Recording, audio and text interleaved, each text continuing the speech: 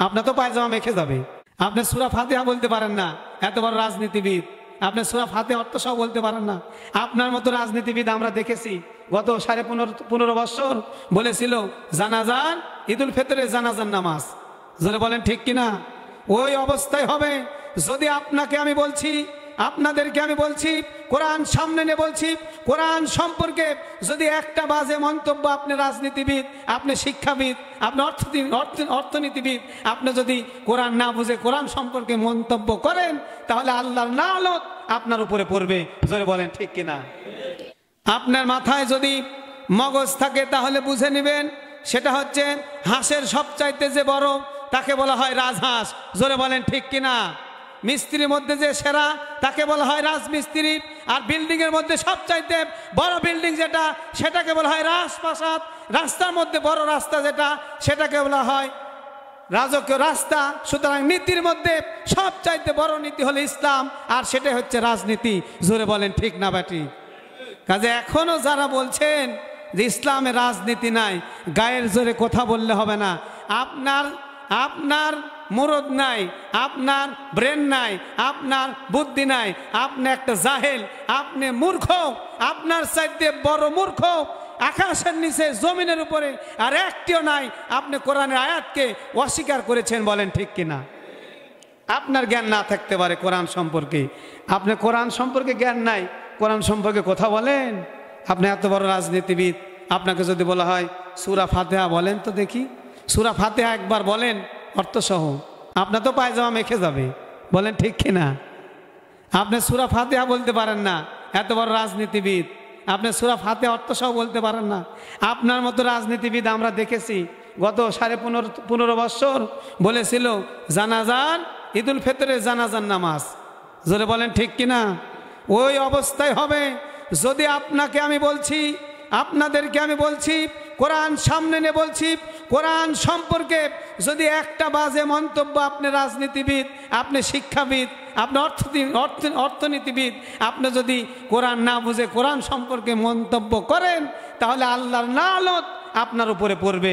জোরে বলেন ঠিক কিনা? বিগত সময় আপনি দেখেন নাই শুধুমাত্র আলেমদের সাথে, ইসলামের সাথে, কোরআনের সাথে বেয়াদবি করার কারণে তারা দেশেই থাকতে পারেনি। বলেন ঠিক কিনা? কাজে কোরআনে রাজনীতি আছে। মানে হাঁস গেছে সমুদ্রে, হাঁস সমুদ্রে শামুক খেতে গেছে। শামুক, হাঁস চিন্তা করেছে মাঠে ঘাটে শামুক খাবো না, ঝিনুক খাবো। ঝিনুক খাওয়ার চিন্তা করে মাঠে গেছে, সমুদ্রে গেছে, গিয়ে ডুব দিয়েছে। দেওয়ার পরে দেখে সমুদ্রে কোনো শামুক নাই, কারণ হাঁস তো সমুদ্রের মধ্যেই পানি মানে যে দিয়ে শামুকটা পাচ্ছে না। হাঁস তখন এসে বলছে সমুদ্রের তোলা নাই। বলেন কি নাই? আসলে বলেন সমুদ্রের তোলা নাই নাকি হাঁসেরই ওই সমুদ্র থেকে ওই যে শামুক তোলার মতো ক্ষমতা নাই? এখন যারা বলছে কোরআনে রাজনীতি নাই, কোরআনের মধ্যে রাজনীতির কোনো কথা নাই, ইসলাম আর রাজনীতি আলাদা, আসলে ওই সম্পর্কে তাদের জ্ঞান নাই। জোরে বলেন ঠিক কিনা? কোরআন সম্পর্কে, ইসলাম সম্পর্কে মূর্খ হওয়ার পরেও এই ধরনের যারা কথা বলে তাদেরকে আমরা নির্বোধ ছাড়া আর কিছুই বলতে পারি না। তাদের জন্য আমাদের করুণা হয়, তাদের জন্য করুণা হয়। এত জ্ঞানের অভাব, আপনাদের জ্ঞান এত কম। আপনার জ্ঞান নাই, আপনি চুপ করে বসে থাকবেন। আমার জ্ঞান আছে তাই আমি কোরআন থেকে কথা বলি, আমার জ্ঞান আছে তাই আপনি আমার পিছনে ইক্তেদা করেন, আপনি মুসল্লি হয়ে নামাজ পড়েন। আপনার যদি অত জ্ঞান থাকতো আপনি তো আমাদের মসজিদের মেম্বারের আশপাশে আসতে দিতেন না। জোরে বলেন ঠিক কিনা? আপনার ছেলে প্রয়োজনে আপনার মেয়েকে ইমামতি দিতেন। কোরআন দ্বারা পরিচালিত হবে। বলেন ঠিক কিনা? কাজে এই দিন নয়, আরো দিন আছে, আমাদেরকে মরতে হবে। সেদিন যেন আমাদের প্রত্যেকটা হিসাব আল্লাহর কাছে আমরা সঠিকভাবে দিতে পারি, এটা আমরা চাই। বলেন ঠিক না ভাই? ঠিক। রাসূল পাক সাল্লাল্লাহু আলাইহি সাল্লাম বলেছেন, ওয়ান আব্বাস বিন আব্দুল মুত্তালিব আন্নাহু সামিআ ক্বালা যাকাত তা'আমাল ঈমান মান রাদিয়া বিল্লাহি রাব্বা। ওই ব্যক্তি ঈমানের পরিপূর্ণ স্বাদ পেয়েছে, ওই ব্যক্তি ঈমানের পরিপূর্ণ স্বাদ পেয়েছে যে আল্লাহকে রব হিসাবে পেয়ে খুশি হয়ে গেছে। বলেন সুবহানাল্লাহ। এবার আপনাদেরকে বলতে চাই, আপনারা রবকে পেয়ে বেজান না খুশি? সবাই খুশি তো ইনশাল্লাহ? আমরা রবকে, আল্লাহকে রব হিসাবে পেয়ে খুশি হয়ে গেছি, বলেন ঠিক না বা ঠিক? মান রবিয়া বিল্লাহি রব্বা অবিল ইসলামি দীনা, আর ইসলাম হবে একমাত্র জীবন ব্যবস্থা, এটা মুসলমান বিশ্বাস করে। আল্লাহকে রব হিসাবে পেয়ে খুশি, ইসলামকে জীবন বিধান হিসাবে পেয়ে খুশি। আমরা বেজান না খুশি? ইসলাম ছিল, ইসলাম আছে, ইসলাম থাকবে, ইসলামের বিকল্প আর কিছু থাকতে পারে না, পারে না, পারে না, বলেন ঠিক না বা ঠিক? ইন্নাদ দীনা ইনদাল্লাহিল ইসলাম, ইসলাম হচ্ছে একমাত্র জীবন ব্যবস্থার নাম, বলেন সুবহানাল্লাহ। ইসলামী জীবন ব্যবস্থার নাম। মান রাদিয়া বিল্লাহি রাব্বা ওয়াবিল ইসলামি দীনা ওয়াবি মুহাম্মাদুর রাসূলা, আর নবীকে রাসূল হিসেবে পেয়ে যারা সন্তুষ্ট অর্জন করেছে তারাই কেবল ইমানের পরিপূর্ণতা দান করেছে, বলেন সুবহানাল্লাহ। প্রিয় ভাইয়ের আমার, কাজে আল্লাহকে কেউ যদি রব হিসাবে পেয়ে খুশি হতে চায় তাহলে কোরআনকে জীবন বিধান হিসাবে মেনে নিতে হবে, বলেন ঠিক কিনা? কিন্তু এই বাংলাদেশের কিছু মানুষ ইসলাম মানতে চায়, কোরআনকে মানতে চায় না। কোরআন দ্বারা এই রাষ্ট্র পরিচালিত হোক, কোরআন দ্বারা দেশ পরিচালিত হোক, এটা তারা চায় না। উদাহরণ দিয়ে আপনি বুঝতে পারবেন। দুধে ভিটামিন আছে, কেউ অস্বীকার করতে পারবে না, সকলেই স্বীকার করবে, বলেন ঠিক কিনা? দুধে প্রোটিন আছে, যে খাবে সে পাবে। যদি পুরুষ খায় পুরুষ পাবে, নারী খায় নারী পাবে, কারণ দুধে কি আছে? প্রোটিন আছে, ভিটামিন আছে, যে খাবে তার উপকার হবে। কিন্তু যার পেটে গন্ডগোল আছে, পেটে সমস্যা আছে, পেটে যার সমস্যা, সে যদি দুধ খায় তাহলে তার সমস্যা আরও বৃদ্ধি হবে। প্রাণ খুলে বলুন ঠিক কিনা? তো কোরআন দ্বারাই দেশ পরিচালিত হবে, এতে কোনো সন্দেহ নাই। কোরআন দ্বারা আপনি যেমন 5 ওয়াক্ত নামাজ পড়েন, কোরআন দ্বারা রোজা রাখেন, কোরআন দ্বারা হজ করেন, কোরআন দ্বারা দিনের দাওয়াতি কাজ করেন, সব কিছু করার পরে এই কোরআন দ্বারাই দেশ পরিচালিত হবে, এটাই সত্য কথা, বলেন ঠিক কিনা? এখনো কিছু তেলতেলে লোক এখনো আছে, রাজনীতিবিদ এখনো আছে বাংলার জমিনে, যাদের রাজনৈতিক জ্ঞান আছে, অর্থনৈতিক জ্ঞান আছে, অনেক জ্ঞানী, কিন্তু তারা এখন বলছে রাজনীতি আর ইসলাম এক হতে পারে না, বলেন ঠিক কিনা? আবার এ কথাও বলছে ইসলাম আর রাজনীতি একসাথে চলতে পারে না, এটা বলেছে। অথচ সে জ্ঞানী লোক, রাজনীতিবিদ, অনেক রাজনীতি করেছে। আমরা বলতে চাই কোরআনে রাজনীতি আছে নাকি নাই? এমনি বললে হবে না, দলিল লাগবে, বলেন ঠিক কিনা? রব্বুল আলামিন সূরা হজ 22 নম্বর সূরা, কয় নম্বর সূরা? 22। রাষ্ট্রীয় ক্ষমতা দিই, অর্থাৎ যাদের হাতে আমি রাষ্ট্রীয় ক্ষমতা দিব তারা 4টা কাজ করবে, বলেন কয়টা কাজ করবে? নাম্বার 1, তারা নামাজ প্রতিষ্ঠা করবে, নামাজের মাধ্যমে রাষ্ট্র পরিচালিত করবে। নাম্বার 2, যাকাত ভিত্তিক অর্থ ব্যবস্থা করবে। নাম্বার 3, সৎ কাজের আদেশ দিবে, অর্থাৎ সমস্ত সৎ কাজগুলি প্রতিষ্ঠিত করবে, বলেন সুবহানাল্লাহ। নাম্বার 4, অসৎ কাজ থেকে মানুষকে বিরত থাকবে এবং সমস্ত আইন দ্বারা সমস্ত অসৎ কাজগুলি বন্ধ করে দেবে। চুরি থাকবে না, ডাকাতি থাকবে না, রাহাজানি থাকবে না। আজকে তো মানুষের জান মালের কোনো নিরাপত্তা নাই, জোরে বলেন ঠিক কিনা? এশার আজানের পরে আপনি এখান থেকে রাজশাহী যাবেন, আপনার কোনো জানের নিরাপত্তা নাই, জানেরও নাই, মালেরও নাই। আমাদের প্রিয় বক্তা মিজানুর রহমান আজহারি বলছে একদল খাইছে আর একদল খাওয়ার জন্য রেডি হয়ে আছে। এই কথা অনেকের বদহজম হয়ে গেছে, বলেন ঠিক কিনা? তো একজন বলছে এই চকির তলে কে রে? ও ছেলে বলছে মা আমি তো কোলা খাইনি। মা কি কোলার কথা বলেছে? ওকে বলেছে চকির তলে কে? ও বলেছে যে আমি কোলা খাইনি, তার মানে সন্দেহ আছে, বলেন ঠিক কিনা? তাহলে আমি যে কথাটি বলছিলাম রাজনীতি কোরআনে আছে না নাই? অর্থনীতি, সমাজনীতি, পৌরনীতি, সকল নীতি কোরআনে আছে। জোরে বলেন ঠিক কিনা?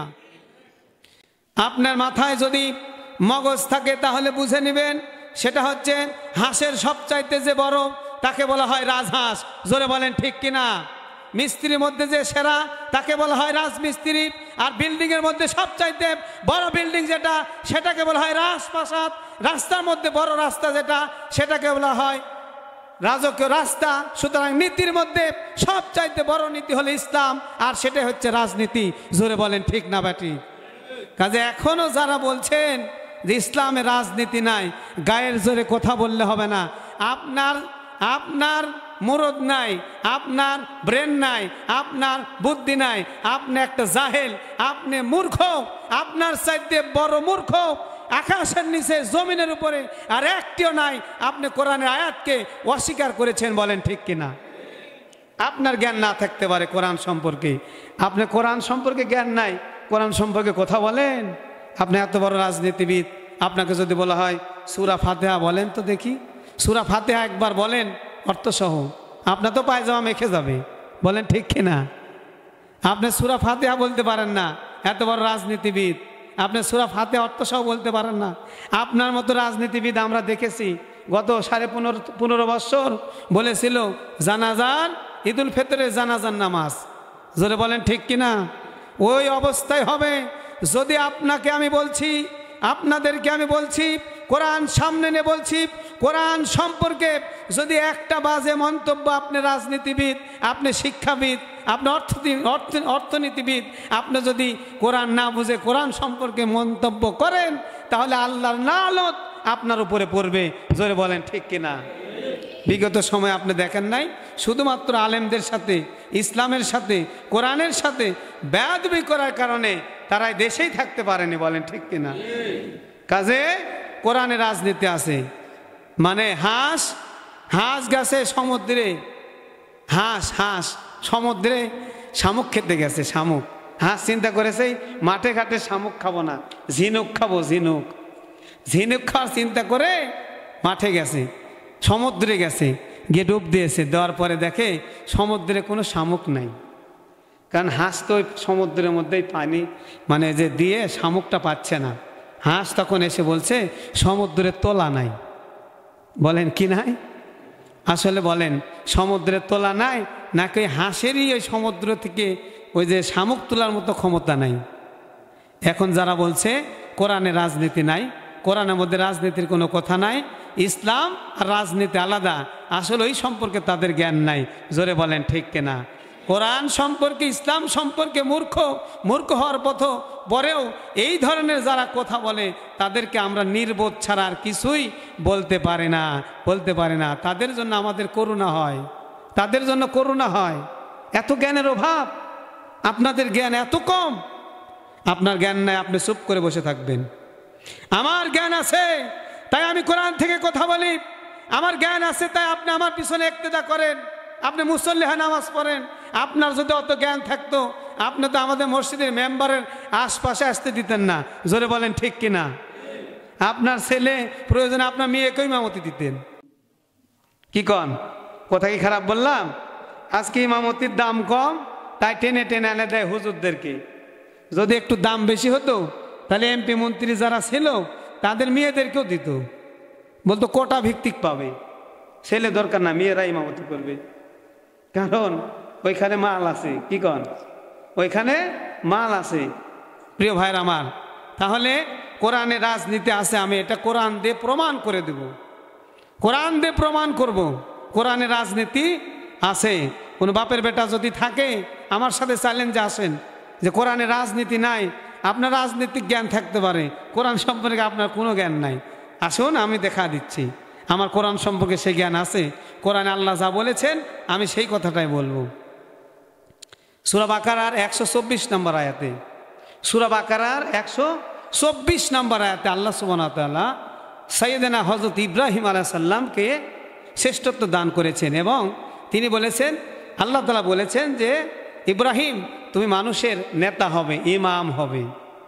ইব্রাহিম আলাইহিস সালাম বললেন আমি কি একাই নেতা হব না আমার পরে আর কেউ হবে, আমি একাই নাকি আমার পরে আমার আওলাদ, আমার যেগুলো উত্তরসূরি আছে তারা কি নেতা হতে পারবে?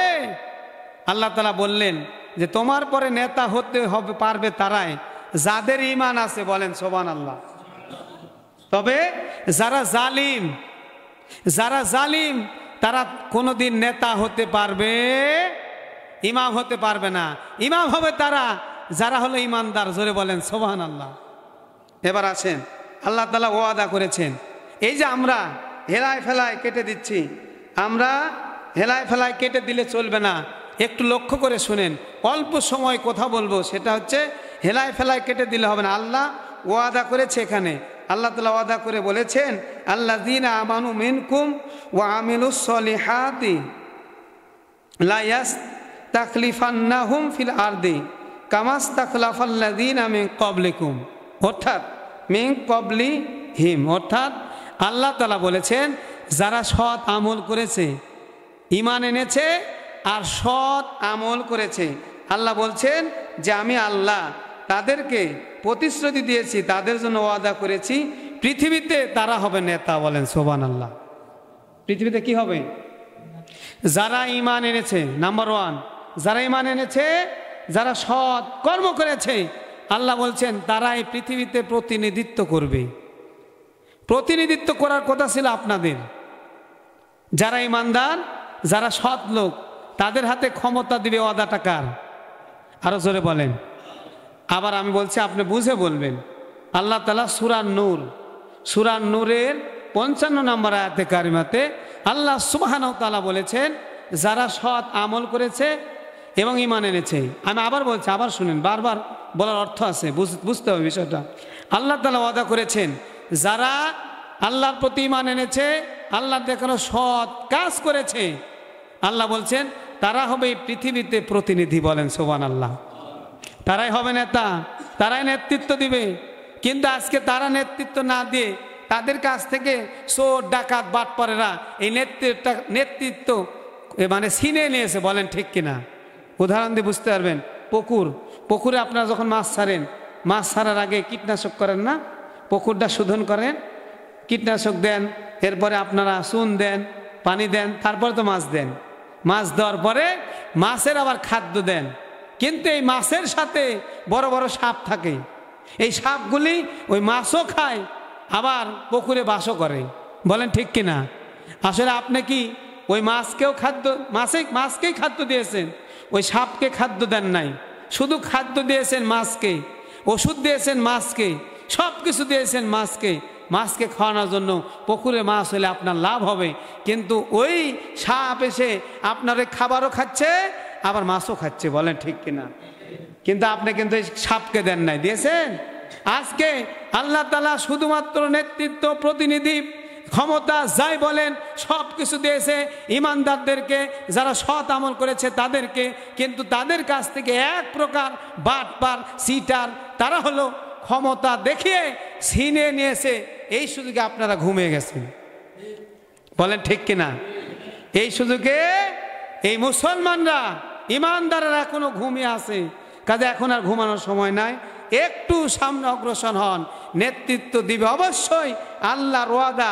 ইসলামপন্থী যারা, তাদেরকে আল্লাহ প্রতিনিধিত্ব দিবেন, তারাই প্রতিনিধিত্ব পাবে, তাদেরকে অবশ্যই আল্লাহ ভালোবাসেন।